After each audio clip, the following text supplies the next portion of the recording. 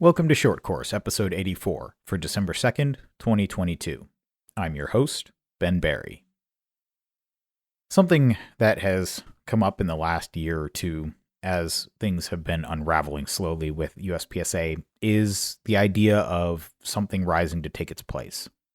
That people should be starting outlaw matches and running new rule sets and trying different things. And I think there is a place for that. So, for example, PCSL is doing something very interesting in the two-gun format, which I think has been completely neglected by most of the major sports.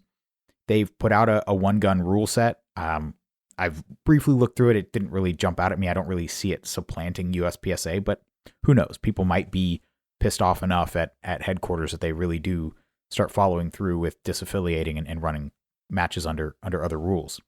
But I really think there is a lot of value in the USPSA rule set and the USPSA rule book. There are literally decades of problems and gray areas that have been resolved because you've had to pick an arbitrary line and just say, well, this is where we draw the line. This is in, this is out. And there are certainly places in the USPSA rules or the interpretation thereof that I think are completely wrong.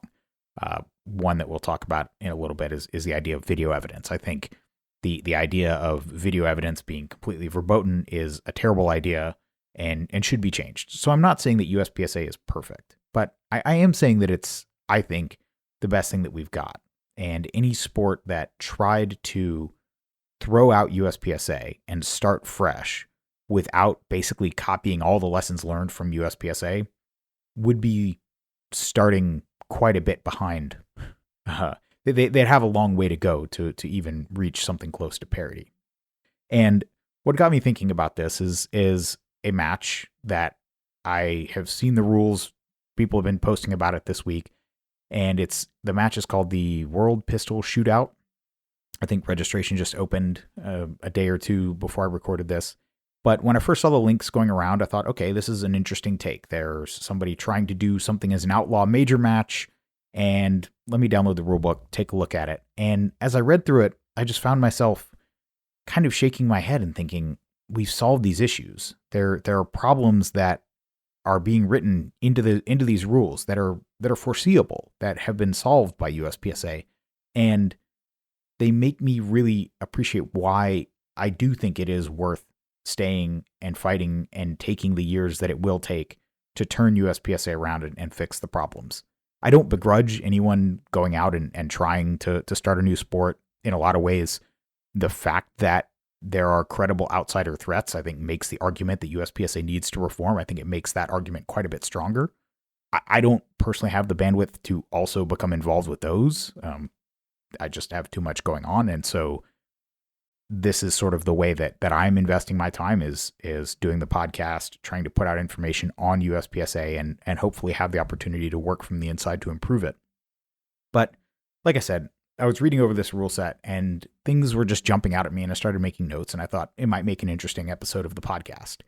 And this might come across, I'm going to say a lot of things that are critical. I don't want to say that this match is dumb and you shouldn't shoot it. I have enough worries that I wouldn't be interested in shooting it. So it's happening in Texas, so I wouldn't travel to shoot this match.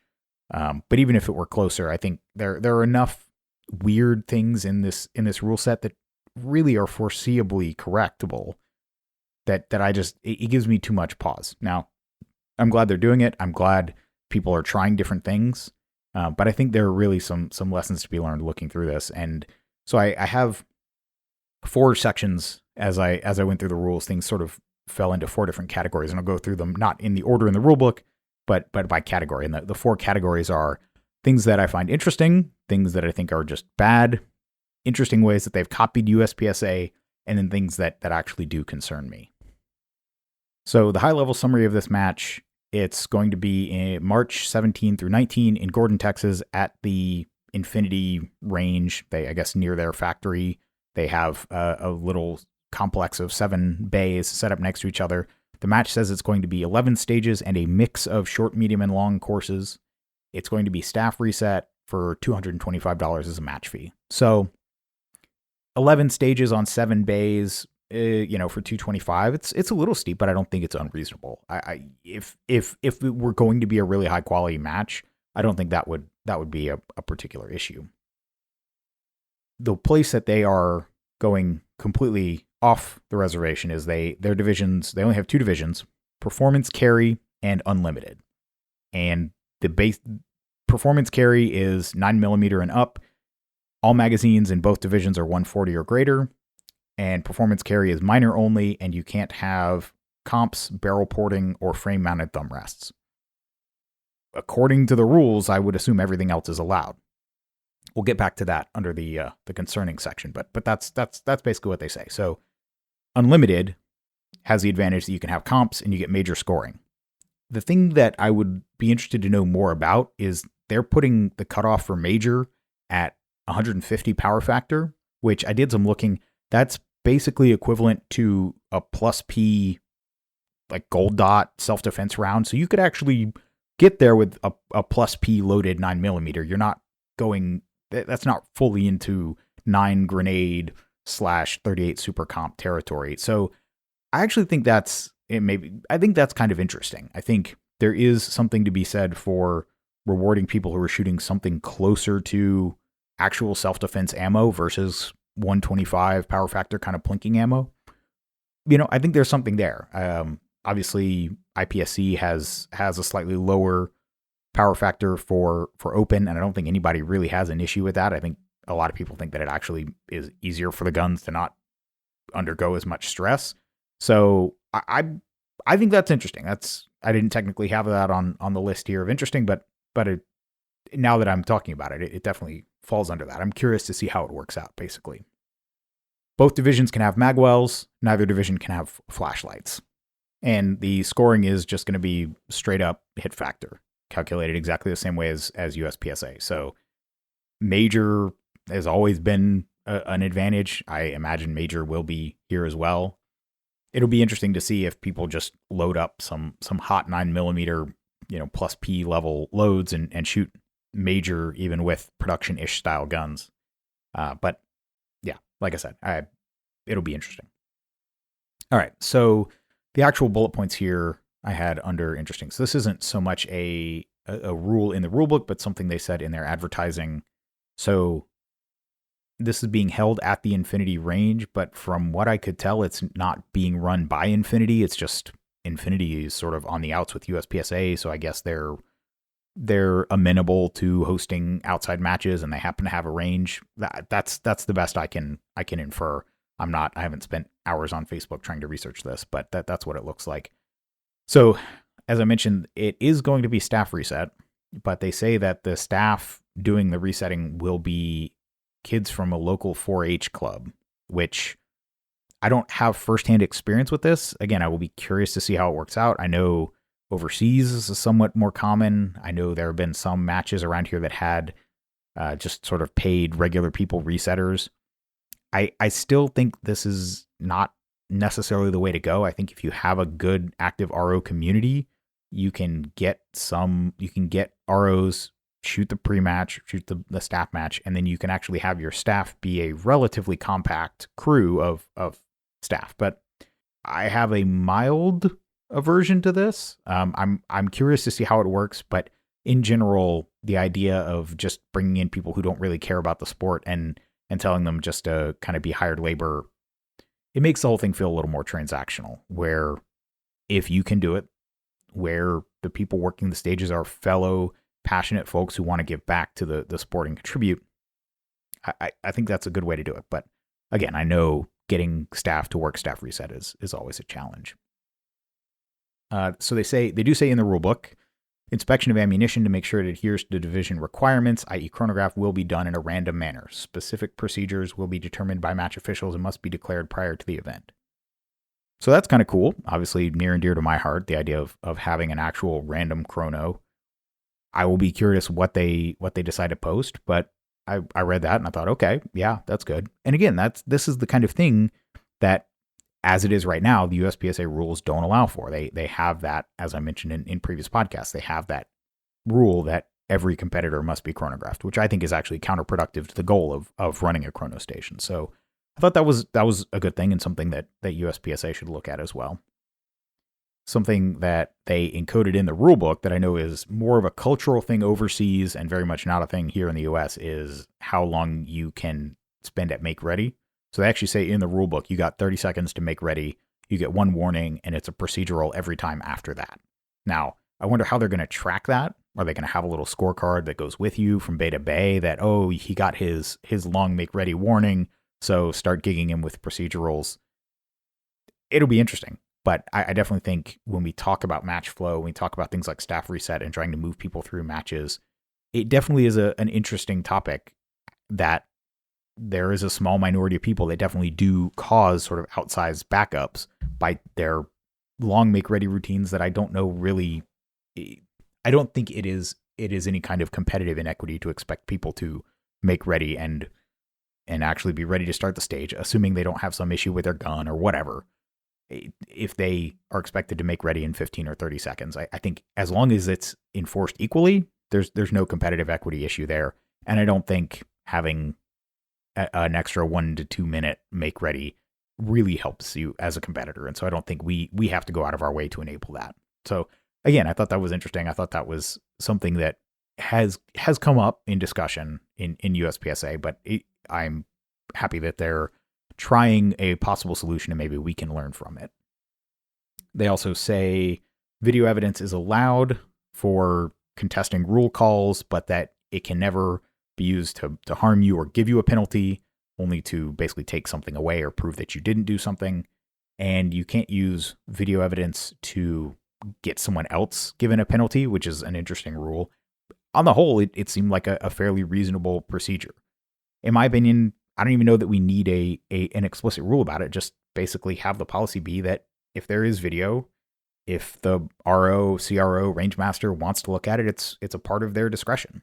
But this idea that video evidence is wicked and cannot be consulted, let the person making the decision use their own logic and faculties. If they don't trust the video evidence, then they can say they don't trust the video evidence, but not even allowing them to consider it, especially in the cases of say 180 breaks. I have seen this with my own two eyes when I was shooting the IPSC Nationals in 2017, I think it was. There was a guy in our squad, offside RO, calls a 180 break. His cameraman happened to be standing right next to the offside RO, so he had a great view of it. Call the Rangemaster. Rangemaster looks at the video, says, "Nope, you're back in the match. Muzzle didn't break the 180. Have a nice day." And it worked. It saved this guy. I mean, this was IPSC Nationals. This was a relatively big match that some people had traveled quite a ways to go to, and so being able to use video evidence in a case like that, it just makes sense. So definitely something that I think USPSA could improve on. And then this last one in the interesting category was kind of a toss-up between interesting and concerning. So basically they say, well, first of all, they say that you are allowed to shoot in multiple divisions. And the way the match is being run, the Saturday is performance carry and Sunday is unlimited. And so you could sign up, I guess, pay the registration fee twice, potentially shoot the same gun if you have hotter and softer ammo or different guns.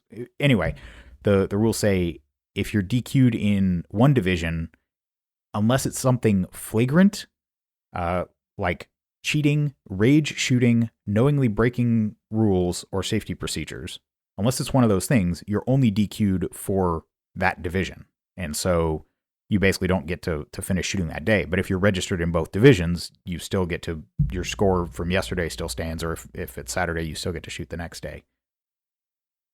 I mean, this gets into the whole thorny issue of allowing double registration at any rate. I mean, I think it's pretty undeniable that if you really wanted to do well on Sunday, then having a practice run at all the stages on Saturday, there's no logical argument that I can think of that wouldn't just be a pure advantage.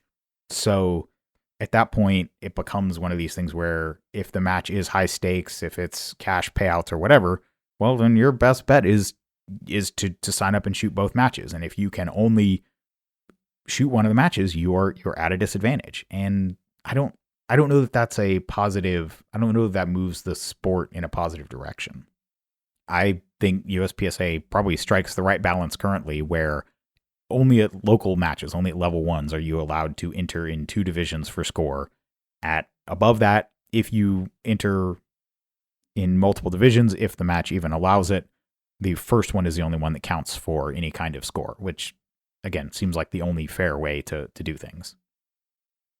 I only have one item under the just straight bad list, and I don't know if this even really counts, but they do have a rule that states steel has to be painted between every competitor, which, I mean, USPSA has that rule, but they have a level 1 exception. They basically realize that that's not necessarily realistic at club matches. Technically, these rules are, they say on their website, they're open source, which isn't really what open source means in its original term, but they basically mean anybody can use it without any license or royalties or being a member of any organization. That's what they're saying. And basically that rule makes it not super viable if you were trying to run a club match under these rules, but I don't think anybody's really lining up that you could just write your own outlaw rule set just as easily. So, I don't know that it's a big deal, but it just seemed like a weird oversight. But clearly the rules are mainly focused on their level 2-ish match, where painting between every competitor makes perfect sense. So the third section here are what I called copying USPSA. And these, I mean, it's pretty clear. These got USPSA fingerprints all over it. So the first one is they copied the old USPSA calibration rules precisely. With one exception that I'll mention later. If the steel is still up, you call the range master comes over, shoots at it. If it doesn't fall over, then it's a reshoot. Or if it hits below the calibration zone and it falls, then it's not a reshoot. So basically just old USPSA calibration rules with all the problems that entails. Namely, the whole stage is frozen until the range master can come over and calibrate this darn piece of steel. There are a number of other alternatives that I think are a lot better, especially for match flow. Either it's an automatic reshoot, or if it's a full diameter hit inside the calibration zone or above, it's just treated as a hit and then you adjust the steel. But all of these, this is an opportunity, especially since this is a rule set designed for a staff reset, level 2-ish match to keep match flow running. They had an opportunity to improve calibration and they didn't, which is kind of a missed opportunity in my opinion. The second thing that they just straight copy from USPSA is the holster rules are pretty relaxed. Again, with a few exceptions we'll get to under the concerning sections. But they have USPSA's weird fascination with banning leg straps, which again, I don't know that I understand that rule in USPSA. My understanding is it's based on the old days when you also weren't allowed to wear camo at matches, and they didn't want USPSA matches to be militia meetings and everything, which, okay, that is what it is. To me, the holster placement rules about where the handgun can be relative to your belt should suffice for all of this stuff. If you have a thigh rig and the gun is still above your belt, I don't really care if it's tied around your leg or not. I just care where the gun is relative to the belt. And obviously USPSA has its duty exception for level 1. So yeah, it was just, again, it was weird reading through that they ban these in this relatively rules light sport, that they ban leg strap holsters, which again, I don't even know makes sense in USPSA anymore. One other place where they straight up copy USPSA range commands are exactly the same, right down to, in my opinion, one of the places that could be improved in USPSA, which is if clear, hammer down holster. That range command is just plain unclear. At the local match that I help run, the range command is if clear, pull the trigger and holster, which tells you I want you to dry fire the gun. Don't decock the hammer, don't lower it with your thumb. Especially for new shooters, the range command hammer down is quite ambiguous. Even in the age of single action 1911s, yeah, okay, dry firing the gun is a quick way to drop the hammer, but it's not the only way. And in the days of double action, single action guns where people regularly thumb decock the hammer, the range command of hammer down is needlessly ambiguous. Yeah, a lot of people would, have their jimmies rustled or whatever by changing it. But I honestly think that's one place where the USPSA could be improved. Change it from hammer down to pull the trigger. So it's very clear you want the gun dry fired to ensure that it's empty, and then holster. And again, it's just strange that this rule set just copies that directly. And then finally, not only do they lift hit factor scoring, they even keep the names of Comstock, Virginia, and Fixed Time stages and they print them in this rule book, I kind of doubt of their 11 stages, they're going to run any of them as Virginia count or fixed time, because honestly, those are boring and kind of lame. And so it's just interesting that they copy pasted that from the USPSA rulebook when I would bet they're probably not even going to use them. But again, it's you can see the USPSA fingerprints on this. And I mean, come on. Any shooting sport now is going to be influenced by USPSA. It is USPSA/IPSC. It is the biggest sport now. Notably, IPSC did away with Virginia count and fixed time a long time ago. So in that sense, they could have at least copied someone else better. But again, just strange. So now we get to the really interesting part. These are the points that stood out to me as particularly concerning because, again, this is a $225 entry fee match. It's going to be a long distance to travel for a lot of folks. And so these are the kind of ambiguities that you really want to tighten up in your rule set. So the rules say, quote, competitor may not intentionally add weight to a firearm. What does that mean? Does that mean you can't have locked brass grips? You can only have grips of equivalent weight as factory grips?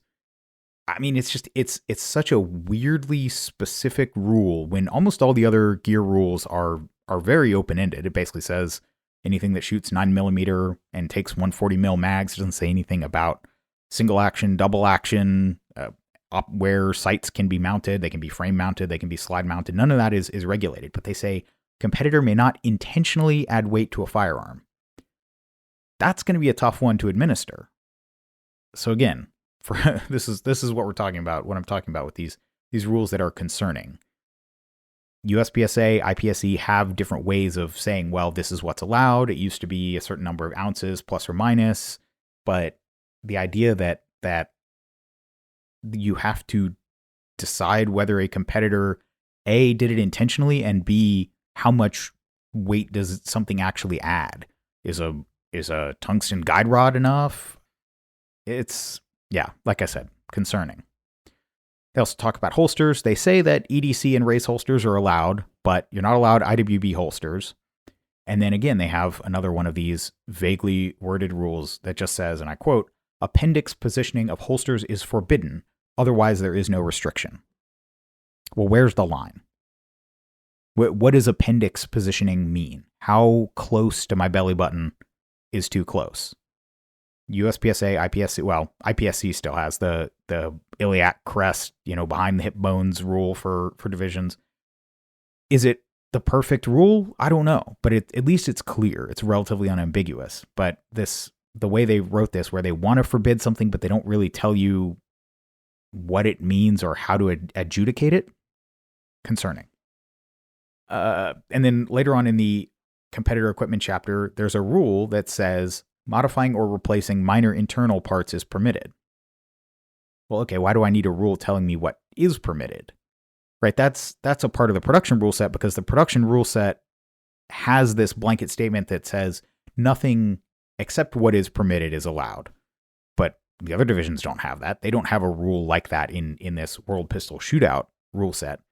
Everything is just saying what you can't do. And so then to have a rule that says, well, yeah, okay, you can change minor internal components. Well, can I change minor external components? Like, why is this rule there? It's weird. Another one that jumped out at me, they have the very similar rules to USPSA. Again, this kind of could be in the copying section about basically you can rearrange the range surface at the start position, but not throughout the stage. If you want to change things elsewhere in the stage, well, it's in USPSA, it's the CRO. In this rule set, it actually says you have to get the range master to do it, which, again, probably not the best idea. But in USPSA, if you violate this, if an RO catches you digging your toe in somewhere to give yourself some kind of reference mark in the shooting area or something, in USPSA, it's a procedural penalty. Not brutal, but enough that you're not going to want to rack up a bunch of them. In this, it's a DQ. Yeah, rearranging the course of fire without authorization is a disqualification. That seems a little steep to me. Another one, and this is related to calibration, is they state that you can only call for calibration before scoring starts. So let's say you're shooting a piece of steel in a position, you hear it ding, you leave the position, it doesn't fall. You think it fell. If you see that after the first target has been scored, your chance to call for calibration is already gone. There could be a dead center punch in the center of the calibration zone, and because you didn't call for it before scoring begins, you don't get calibration. Not the choice I would make. They also say that they have a rule, again, similar to USPSA, where if you have a steel plate that is hit but doesn't fall, then in USPSA, it's a reshoot. And it's left, I think, deliberately somewhat vague. It's basically up to the RO to determine if the plate was hit or not. It's up to the RO. This rule specifically says that a target turned 90 degrees counts as a hit. Well, I mean, if you hit the plate, but it doesn't spin exactly 90 degrees, does that still count as a hit? Am I being too literal here? Maybe, but these are the kind of ambiguities that a rule set, they say something like, oh, a target turns 90 degrees. Well, maybe it's pretty unlikely that the plate is actually going to spin exactly at a right angle to the way it was facing. And so that rule seems unnecessarily poorly worded. And again, I think their heart's in the right place, that they're trying to say, if you hit the plate but it doesn't fall down, then it's just counted as a hit. Great, okay, I have no problem with that. But it's the very specific turned 90 degrees ruling. Maybe I'm taking this from too much of a sort of range lawyer, precise language standpoint, but that's what a rule book needs to be. And putting in something really, really, really specific, like 90 degrees, if you don't mean actually 90 degrees, don't say 90 degrees. And then the cherry on the top of this whole thing is there is no arbitration. And to quote the rulebook, thus the range master should be fair and thoughtful when addressing any situation not outlined in these rules. Yeah. Again, traveling across the country and basically, I mean, I guess this is standard in other sports. I don't know how arbitration works in, say, major 3-gun matches, if they have anything like that, or if it's in those situations, it's just, yeah, whatever the range master says goes. But it's really asking you to put a lot of trust and faith in these rules. And again, maybe I'm trying to read too much into them. To some degree, obviously this is a new endeavor. They are trying new stuff. They're copying some things from USPSA, but also opening themselves up needlessly to ambiguous rules and issues. And so I don't have supreme confidence that the range master is going to do the right thing. So again, I probably wouldn't shoot this match even if I were much closer. I think it is interesting that people are out there trying new things, coming up with new formats, and basically showing USPSA that they don't have a monopoly. And if we want to be the premier shooting sport in the US, we're going to have to earn it because people are looking elsewhere. But at the same time, I do think that the USPSA rulebook has solved so many of these issues.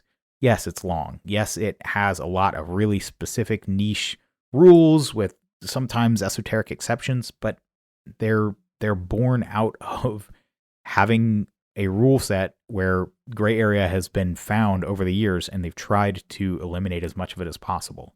And so I still think for traveling across the country or around the world, your best bet is still going to be one of these USPSA, IPSC rulebooks that are relatively battle tested. Could another rule set get there with 5 or 10 years of really good tinkering and improvements and clarifications? Maybe, but from my perspective, we could also just fix USPSA in 5 to 10 years. And obviously that's the route that I'm choosing to take. So if this match sounds interesting to you, especially if it's local and you're willing to throw down $225 and see something different, I look forward to seeing coverage from the people that do sign up to shoot this match. And hopefully all of these things are non-issues. Hopefully the match goes smoothly. Maybe they revise the rule book to correct some of these issues before the match actually starts. But yeah, I just, when I read something like this, and it just feels like we're going back in time. Like we've got indoor plumbing, guys. Like, why do we have a rule book with these issues when there's already a rule book that solves these? You can write a new outlaw rule set that makes positive improvements. And I tried to call out the ones that I think are positive improvements in this rule set. But it's 10 steps forward, 10 steps back in a lot of ways. And especially in really concerning, ambiguous ways, like putting in rules about not intentionally adding weight. You really have to be ironclad about these things if you want people to travel a long distance for your match. But we'll see what happens. The match is coming up in March? So that's like 4 months from now. So we'll see. I like the idea that people are out there trying new stuff. I like the fact that people are putting pressure on USPSA, and that the idea that you can just coast and keep collecting people's match fees when you do a bad job. I like that that's being challenged. But at the same time, I think there's still value in USPSA. I think fixing it and making it incorporate all of these positive changes without throwing everything out and starting over new, I think that's the way to go. And like I said, that's where I'm investing my time. Well, that wraps up this episode of Short Course. My email is ben@berryshooting.com. Talk to you next time.